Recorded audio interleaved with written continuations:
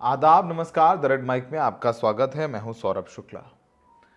उत्तर प्रदेश के एक विधायक हैं और वो विधायक बहुत चर्चित विधायक हैं।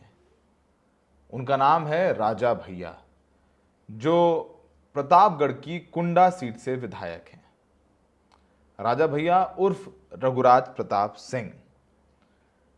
रघुराज प्रताप सिंह लगातार कुंडा से चुनाव जीतते आए हैं।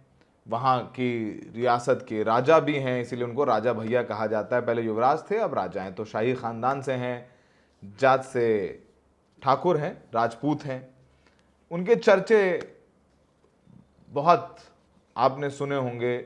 मायावती के वक्त मायावती ने बड़ी नकेल कसी थी उनके तालाब से, जो उनके घर पे ही प्रांगण है, जो उनका घर है, बहुत बड़ा घर है। हम उस घर में गए हैं, हमने उस घर में उनके साथ इंटरव्यू भी किया है। वहीं पास में तालाब है, वहाँ से हड्डी मिलने की बात थी। रघुराज प्रताप सिंह राजा भैया पे तमाम केसेस थे, हत्या के, और भी बहुत सारी चीज़ें उनके खिलाफ हुई। लेकिन अब उन पर एक गंभीर आरोप और लग गया है। गंभीर आरोप ये है कि उनकी पत्नी, जिनका नाम है भानवी कुमारी सिंह, उन्होंने अपने ही पति राजा भैया के खिलाफ प्रधानमंत्री कार्यालय में एक शिकायत दर्ज की।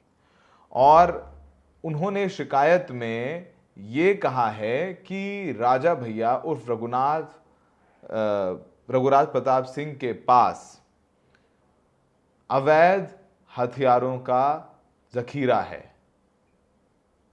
ऑटोमेटिक राइफल हैं, जिगाना पिस्टल्स हैं, और ये जो हथियार हैं वो मास डिस्ट्रक्शन के हैं, जिससे बहुत लोगों की जानें जा सकती हैं।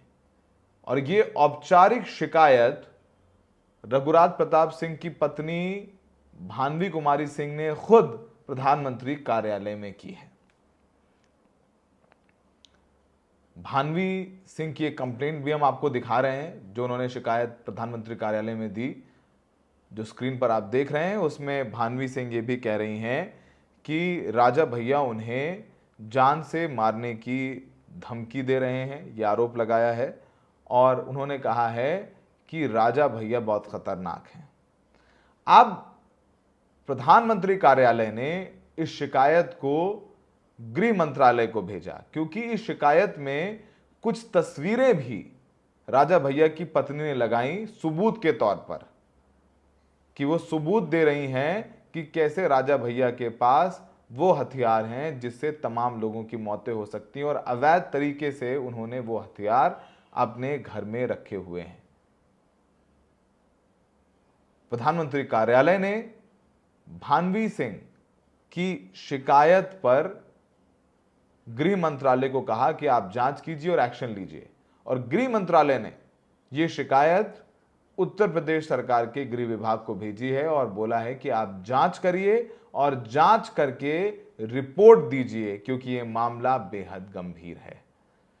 तो शिकायत पर एक्शन भी हो रहा है। इसी के लिए लगा कि भाई आरोप तो लोग लगाते हैं, लेकिन जब जांच शुरू हो जाए, क्योंकि अगर प्रधानमंत्री कार्यालय में कोई बैठा है, उसको कुछ सबूतों में सत्यता नजर आई, तभी तो उसने जांच के आदेश दिए हैं। वैसे राजा भैया भारतीय जनता पार्टी के साथ ही रहते हैं। वो योगी आदित्यनाथ का समर्थन करते हैं। जब वो विधानसभा में बोलते हैं तो कहते हैं कि सेकुलर और सोशलिस्ट लफ्ज हटा दीजिए। वो हाल ही में एक पॉडकास्ट जो उन्होंने भारत समाचार के साथ किया, ब्रजेश मिश्रा के साथ, उसमें राजा भैया ने बोला कि भारत को हिंदू राष्ट्र बन जाना चाहिए। ये सब सारी बातें करते रहते हैं। तो उनका जो रुख है वो भारतीय जनता पार्टी के साथ नजर आता है, जो कि कोई गलत भी नहीं है। अब लोकतंत्र में वो लोकतांत्रिक तरीके से चुनाव जीत करके आए हैं। आपको बताएं कि राजा भैया और उनकी पत्नी भावनी सिंह के बीच में काफी समय से विवाद चल रहा है, और मामला कोर्ट में है। और हाल ही में आपको बताएं कि उनकी पत्नी ने दिल्ली के साकेत कोर्ट में राजा भैया से तलाक लेने की अर्जी भी लगाई है, जिस पर कोर्ट में तारीखें चल रही हैं। अब भानवी सिंह के पत्र में क्या कुछ और उन्होंने लिखा, वो भी हम अपने दर्शकों को बता देते हैं। उन्होंने ये पत्र 3 जून 2025 को लिखा था, और वो खुद पेश होकर के उन्होंने शिकायत दर्ज कराई थी। एक लेटर सौंपा था जिसमें उन्होंने कहा था कि उनके पति आपराधिक प्रवृत्ति के व्यक्ति हैं और उनके पास अवैध व घातक हथियारों का बड़ा स्टॉक है, जो लोक व्यवस्था, आंतरिक सुरक्षा के लिए खतरा है। इन हथियारों में नाटो ग्रेड की Zigana pistol, automatic assault rifles और अन्य घातक हथियार शामिल हैं।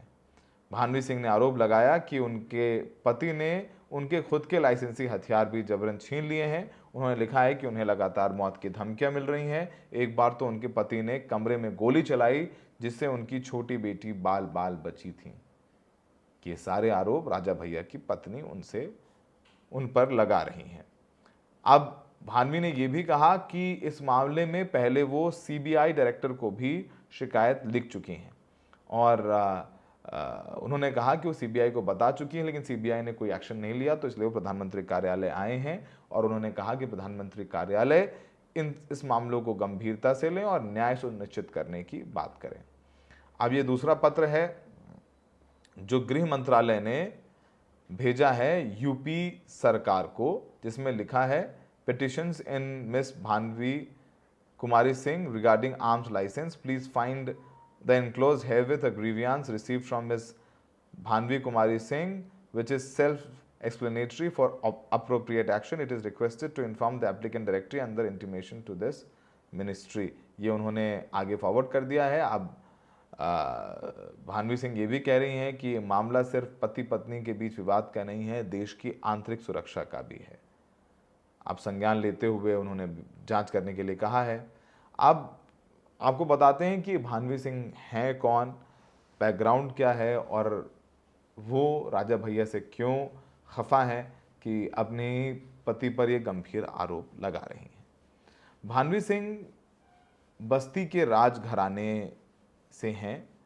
उनके पिता का नाम कुंवर रवि प्रताप सिंह था। उनकी तीसरी बेटी हैं वो।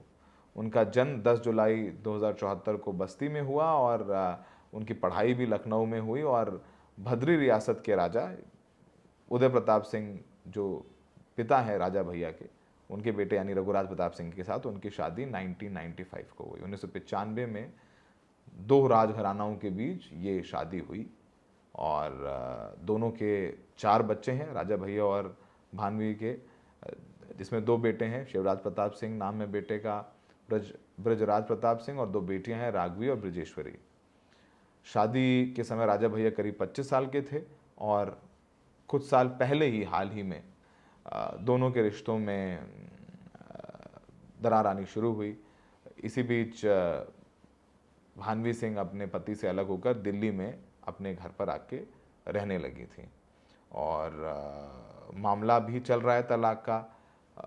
नवंबर 2022 को साकेत कोर्ट में भानवी ने अपनी अर्जी दाखिल की और उन्होंने कहा कि उनके साथ क्रूरता हुई और कहा कि उन्होंने घर छोड़ दिया है और बोला कि राजा भैया उनके साथ मारपीट करते हैं और राजा भैया के कुछ अवैध संबंध हैं।